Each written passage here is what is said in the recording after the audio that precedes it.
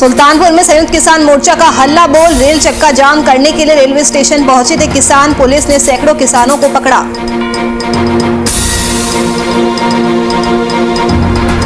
सिद्धार्थनगर में रेल रोको आंदोलन का दिखा असर। भाकियू कार्यकर्ताओं ने किया प्रदर्शन, एसडीएम को सौंपा ज्ञापन।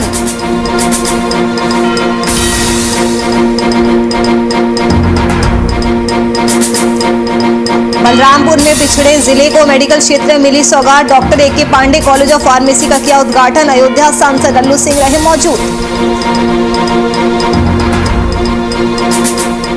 हमीरपुर में डेंगू का कहर जारी, मरीजों की संख्या में लगातार इजाफा। एंटी लार्वा का किया छिड़काव।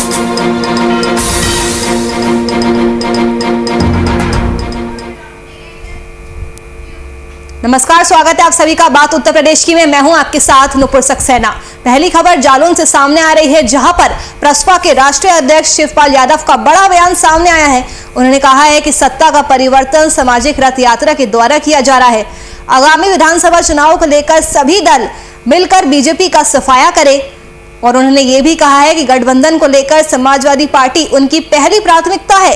कालपी टाउन में सामाजिक परिवर्तन यात्रा को लेकर शिवपाल यादव पहुंचे, जहां पर उन्होंने अपने संबोधन में ये सारी बातें कही।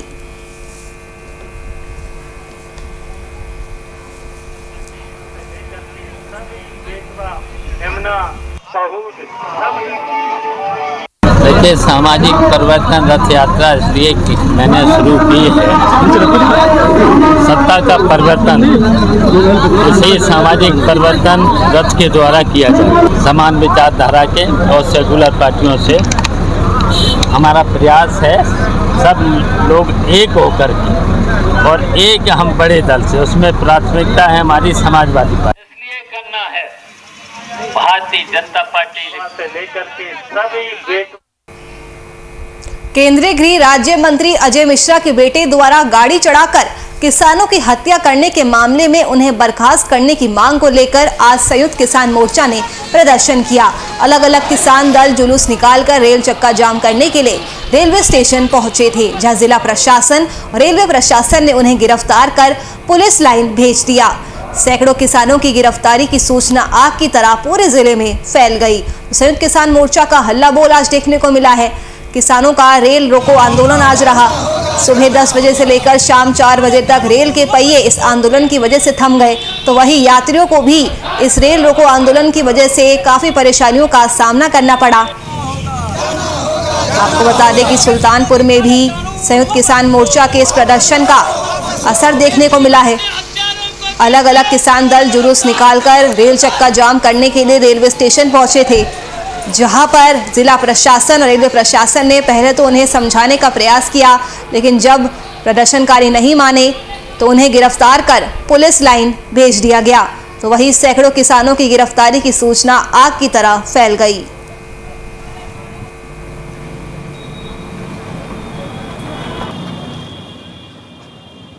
आज जो माननीय गृह मंत्री अजय मिश्रा जी का अभी तक उनकी गिरफ्तारी नहीं हुई, बर्खास्तगी नहीं हुई, और 3 काले कानूनों को लेकर के राष्ट्रीय स्तर पर संयुक्त मोर्चा द्वारा आह्वान हुआ है रेल रोको आंदोलन। आज हम सारे लोग ये संदेश देना चाहते हैं फिर शांतिप्रिय ढंग से माननीय मोदी जी को कि आप एक तरफ ये कहते हो हम किसानों की आय दुगनी करेंगे, लेकिन अभी तक आपका 7 साल बीतने जा रहा है, एक भी ऐसा फार्मूला नहीं आया है कि जहां हमारी आमदनी दुगनी हो जाए। केंद्रीय समिति जो इनकी किसानों की बनी हुई है, उनकी तरफ से आह्वान है आज का पूरे उत्तर प्रदेश में रेल रोको अभियान चलेगा। तो जो यहाँ के लोकल भारतीय किसान यूनियन के नेता हैं वो आए थे रेल रोकने के लिए, तो उनको गेट पर यहीं पर जो है रेलवे के गेट पर ही रोक करके अरेस्टिंग कर ली गई है और उनको पुलिस लाइन भेजा गया है।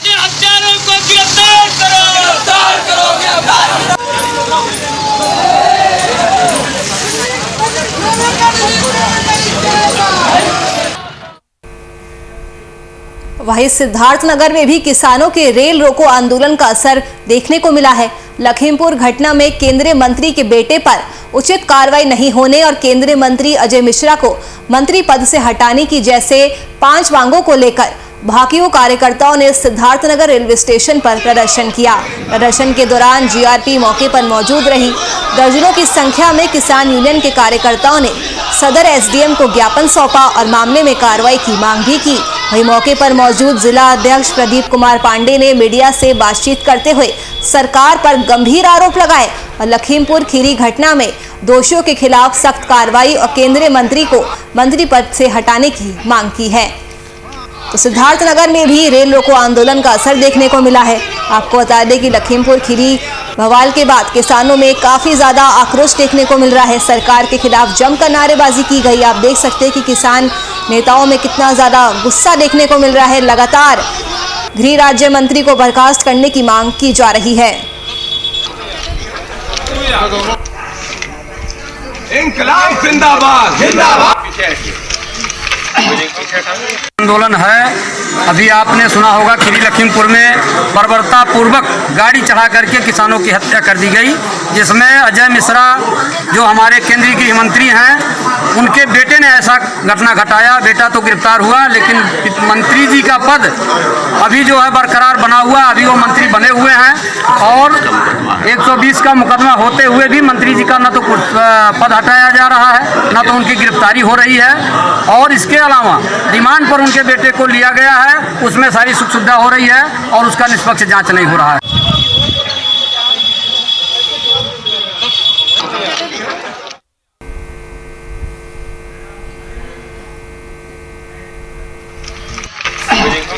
तो रेल रोको आंदोलन का असर देखने को मिला है। भारतीय किसान यूनियन के कार्यकर्ताओं ने प्रदर्शन किया है। एसडीएम को भी ज्ञापन सौंपा गया है और लखीमपुर घटना में कार्रवाई करने की मांग की गई है। तो वही आपको बता दें कि शाम 4 बजे तक किसानों का रेल रोको आंदोलन चलता रहा और इस आंदोलन की वजह से यात्रियों को भारी परेशानियों का सामना करना पड़ा। किसानों में सरकार के प्रति काफी ज्यादा नाराजगी देखी जा रही है।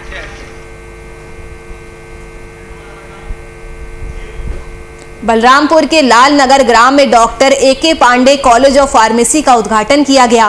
कार्यक्रम में बतौर मुख्य अतिथि अयोध्या सांसद लल्लू सिंह और विशिष्ट अतिथि जिला पंचायत अध्यक्ष आरती तिवारी मौजूद रही। इस मौके पर लल्लू सिंह ने कहा कि फार्मेसी कॉलेज तराई के पिछड़े जिले के लिए वरदान होगा। वहीं आरती तिवारी ने कहा कि कॉलेज खुलने से मेडिकल के क्षेत्र में बाहर ना भेजने वाले अभिभावकों को अपनी बेटियों को शिक्षा का अवसर मिलेगा। मऊ जिले का विकास भी होगा।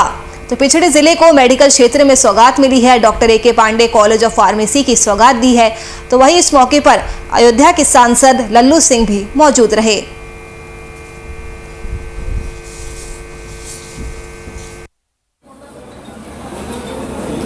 जो क्षेत्र है जनपद बलरामपुर, ये एक महत्वाकांक्षी जनपद है और हमारे क्षेत्र में शिक्षा का अभाव सबसे ज़्यादा कम है। तो इस विद्यालय के माध्यम से बच्चे डॉक्टर की पढ़ाई करेंगे और आगे बढ़ेंगे, समाज की सेवा करेंगे और आगे बढ़ेंगे।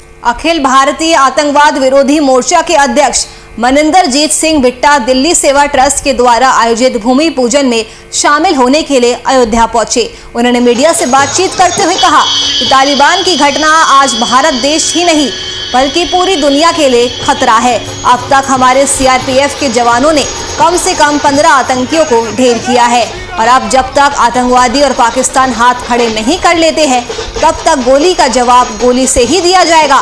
भारत पाकिस्तान के बीच मैच नहीं होना चाहिए था।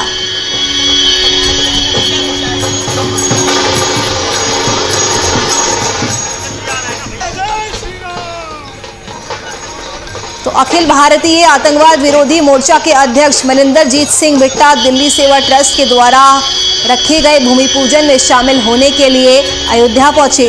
उन्होंने मीडिया से बातचीत करते हुए कहा कि तालिबान की घटना देश के लिए ही नहीं बल्कि पूरी दुनिया के लिए खतरा बनी है। अब तक हमारे सीआरपीएफ के जवानों ने कम से कम 15 आतंकियों को ढेर किया है और अब जब तक आतंकवाद और पाकिस्तान हाथ खड़े नहीं कर देते हैं तब तक गोली का जवाब गोली से दिया जाएगा। भारत पाकिस्तान के बीच मैच नहीं होना चाहिए था।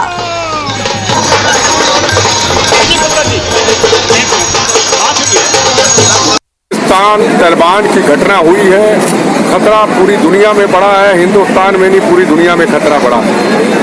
एक गोली चलेगी 100 चलाएंगे। हमारे जवानों को 6 जवानों को और आम पब्लिक को शहीद किया था। अभी तक हमारे जवानों ने, अभी तक फौज ने, सीआरपी ने कम से कम 15 आतंकवादियों को ढेर किया। जय श्री राम।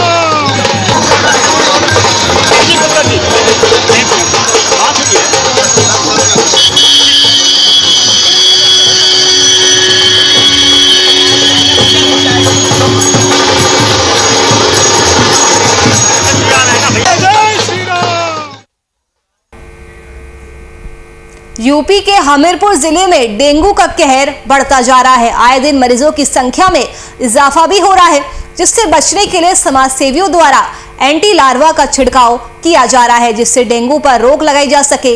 वहीं डॉक्टर सुरेश ने लोगों को सलाह दी कि घरों या दुकानों में पानी को रुकने ना दे, जिससे मच्छर पनप ना पाए।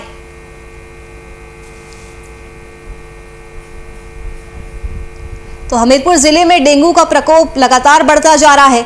मरीजों की संख्या में भी लगातार बढ़ोतरी हो रही है। अस्पताल में हालात बद से बदतर होते जा रहे हैं। एक तरफ कोरोना का खतरा और दूसरी तरफ डेंगू के कहर ने प्रशासन और सरकार की चिंता को बढ़ाकर रख दिया है।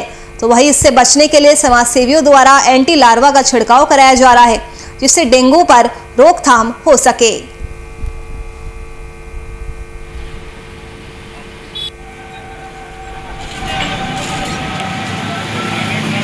ये जो है इस समय डेंगू बहुत तेज़ी से फैल रहा है, तो डेंगू की ये दवा का छिड़काव मेरे द्वारा किया जा रहा है, जो कि खुद निःशुल्क अपनी तरफ से हर एक दुकानों में करवा रहे हैं। और इस समय डेंगू बहुत ज़्यादा फैल रहा है, कई लोगों की मौत भी हो चुकी है इसमें। और इसमें एंटी लार्वा भी, जहाँ पानी इकट्ठा होता है टायरों में या कहीं गुलदस्ते में, ये गमले में, तो उसमें जो है हम ये एंटी लार्वा का छिड़काव करवाते, जिससे कि वो लार्वा ख़त्म हो जाता है, तो डेंगू मच्छर नहीं पनप पाता।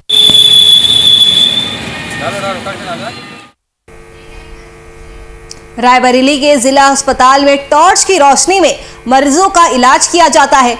बिजली की ट्रिपिंग के दौरान समय से जनरेटर भी नहीं चलाया जाता है और जिला अस्पताल जनरेटर ना चलने से अंधेरे में रहता है और इमरजेंसी में टॉर्च की रोशनी में ही डॉक्टर मरीजों का इलाज करते हैं। तो ये तस्वीरें कहीं ना कहीं स्वास्थ्य विभाग की पोल को खोलकर रखती है। तस्वीरें आपकी टीवी स्क्रीन पर है, आप खुद देख सकते हैं कि वहां पर किस तरह से टॉर्च की रोशनी में ही मरीजों का इलाज किया जाता है।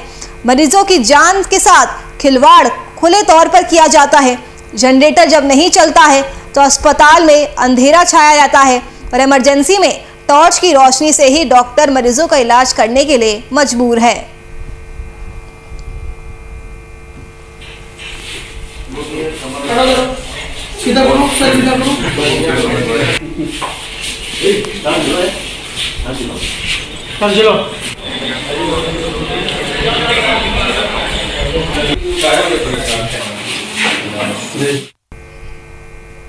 अगली खबर उत्तर प्रदेश के बलरामपुर से है, जहां मौसम का मिजाज बदल चुका है। भारी आंधी के साथ साथ बारिश भी हुई। वहीं जिले में हो रही भीषण गर्मी से लोगों को राहत मिली है। दूसरी तरफ कुछ फसलों को नुकसान भी पहुंचा है। धान आदि फसलों को आंधी और बारिश की वजह से काफी नुकसान हुआ है, जो आप तस्वीरों में भी देख सकते हैं।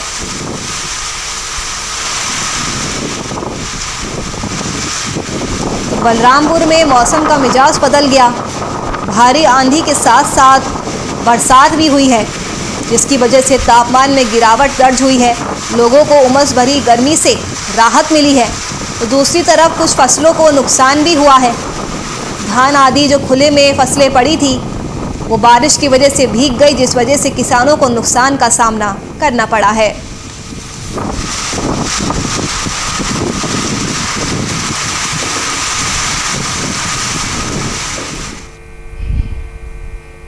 आज अलीगढ़ मुस्लिम यूनिवर्सिटी के संस्थापक सर सैयद अहमद खान की जयंती मनाई गई। सर सैयद वेलफेयर सोसाइटी द्वारा पालीवाल ऑडिटोरियम में सर सैयद डे मनाया गया, जिसमें मुख्य अतिथि के तौर पर टुंडला की एसडीएम बुशरा बानो मौजूद रही। उन्होंने कहा कि अलीगढ़ से ताल्लुक रखने वाले सभी लोगों को यहाँ बुलाया गया है। दूसरी कौम के लोगों को ये संदेश देना चाहते हैं कि इल्म बहुत ज़रूरी है, इल्म के बिना हम सब नाकाम है। तो सर सैयद अहमद खान की 204वीं जयंती मनाई गई है। पालीवाल ऑडिटोरियम में सर सैयद डे मनाया गया। कार्यक्रम की तस्वीरें आपकी टीवी स्क्रीन पर है। मुख्य अतिथि के तौर पर एसडीएम मौजूद रही। बुशरा बानो ने कहा कि अलीगढ़ से ताल्लुक़ रखने वाले सभी लोगों को यहाँ पर बुलाया गया है और दूसरे कौम के लोगों को ये मैसेज देना चाहते हैं कि इल्म बहुत ज़रूरी है, इल्म के बिना हम सब नाकाम है।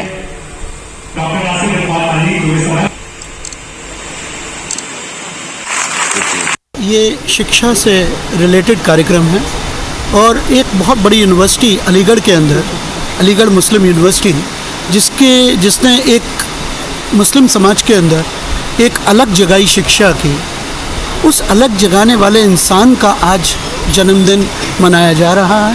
ये बहुत बड़ी बात है। आज मुस्लिम समाज भी शिक्षा की ओर बढ़ चला है।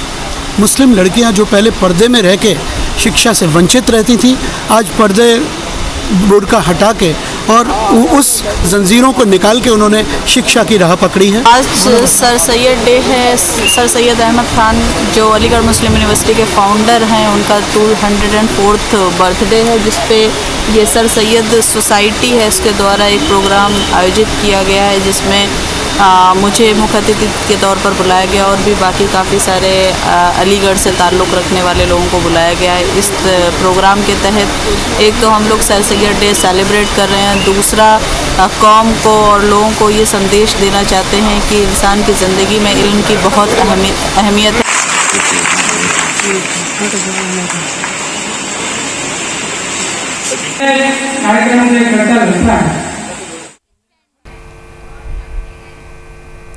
वहीं फजलगंज में बीते शनिवार को आशीष अग्निहोत्री की गोली मारकर हत्या कर दी गई, जिसके बाद पुलिस ने सर्विलांस और मुखबिरों का जाल बिछाकर वारदात को अंजाम देने वाले 6 लोगों को पकड़ लिया। अपर पुलिस आयुक्त ने प्रेस वार्ता के दौरान बताया कि सर्विलांस के माध्यम से आरोपियों की लोकेशन को ट्रेस किया गया, जिससे पता चला कि सभी दिल्ली भागने की फिराक में थे और उसके बाद 12 जोड़ टोल प्लाजा पर घेराबंदी कर आरोपियों को मौके से दबोच लिया गया। तो फजलगंज हत्याकांड का खुलासा किया गया है। पुलिस ने 6 आरोपियों को पकड़ लिया है। बताया जा रहा है कि सभी दिल्ली भागने की फिराक में थे, लेकिन उससे पहले ही पुलिस ने उन्हें पकड़ लिया।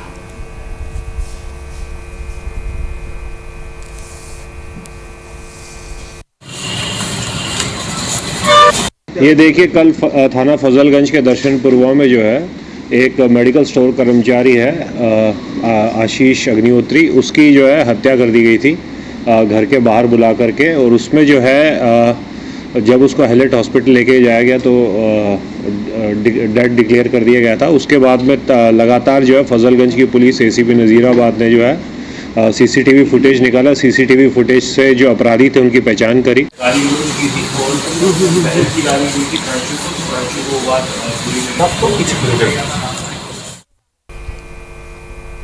कानपुर पुलिस को बड़ी सफलता मिली है। सीओ सदर के नेतृत्व में हत्या के 2 आरोपियों को पुलिस ने गिरफ्तार किया है। बता दें कि 19 जून को अज्ञात व्यक्तियों द्वारा हत्या करके शव को खेत में फेंक देने के मामले में महाराजपुर थाने में मुकदमा दर्ज किया गया था। पुलिस ने बताया कि मृतक वीरेंद्र पासवान की गला दबाकर हत्या की गई थी। हत्या का खुलासा करने वाली पुलिस टीम को 25,000 रुपए का इनाम दिया गया है।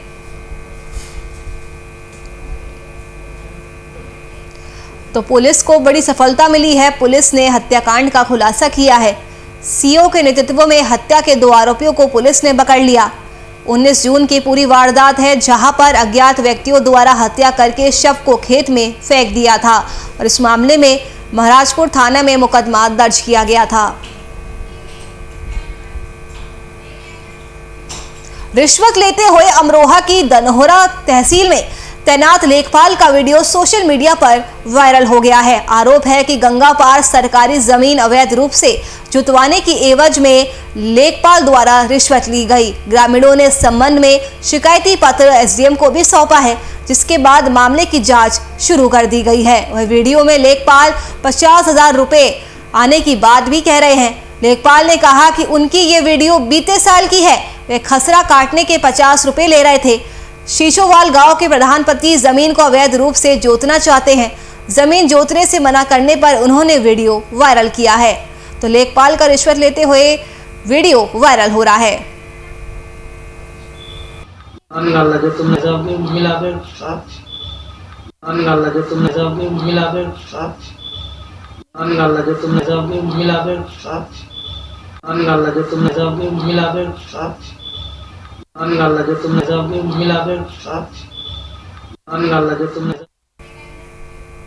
बदायूं में घाट पर दशहरा वाले दिन दुर्गा मूर्ति का गंगा विसर्जन करने आए एक ही गांव के 6 लोग गंगा में डूब गए। 4 लोग गंगा के तेज बहाव में बह गए। तीसरे दिन पुलिस प्रशासन और गोताखोरों की मदद से एक शव मिला है। बता दें कि सीओ बलदेव सिंह और प्रभारी निरीक्षक पूरी टीम के साथ रेस्क्यू ऑपरेशन में लगे हुए हैं।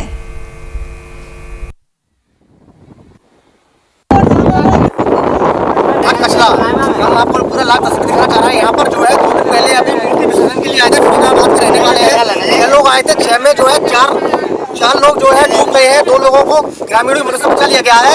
पूरा प्रशासन जो है रात दिन लगा हुआ है। 24 घंटे ड्यूटी लगा दी है। पूरा गोताखोर भी जो हम दिखाना चाहे कैमरा थोड़ा दिखाए, गोताखोर पूरा जो रात दिन रेस्क्यू ऑपरेशन कर रहे हैं बचाने के लिए। हमारे साथ जो है सीओ साहब है। पहले प्रयास किए जा रहे हैं और आज उस प्रयास का नतीजा है कि सुबह एक बाटी कुणाल शर्मा की मिल गई है और अभी 3 बाटियाँ शेष है, तो उसकी लगातार प्रयास जारी है। क्या नाम आपका? ये घटना कैसे हुई है? आपके द्वारा क्या प्रयास किए जा रहे हैं? सर, मूर्ति विसर्जन के लिए आए थे और उन्होंने ज़्यादा ध्यान नहीं दिया था। वो आगे बढ़ते चले गए और वो इसलिए वो ज़्यादा गहरे पानी में चले गए। इससे उन्हें दिक्कत हुई, वो अंदर पानी में गहरे चले गए। अच्छा, ये तो 4 बॉडी जो डूबी गई थी, कितनी मिल पाई है? एक हमारी मदद से मिल गई है। हमने कल से रेस्क्यू किया, कल से खोजबीन कर रहे हैं हम, और आज सुबह एक मिल गई थी 10 बजे करीब। ये रात दिन मेहनत कर रहे हैं, रात दिन लगे हुए हैं। परिवार वाले हैं, उनसे भी बात कराएंगे। परिवार वाले पूरा जो है उधर है और जो है पूरा रेस्क्यू ऑपरेशन इस तरीका चल रहा है कि कितनी जल्दी हो सके और जो बॉडी मिल जाए। वीआईपी न्यूज़ पवन तोमर बिरुचि।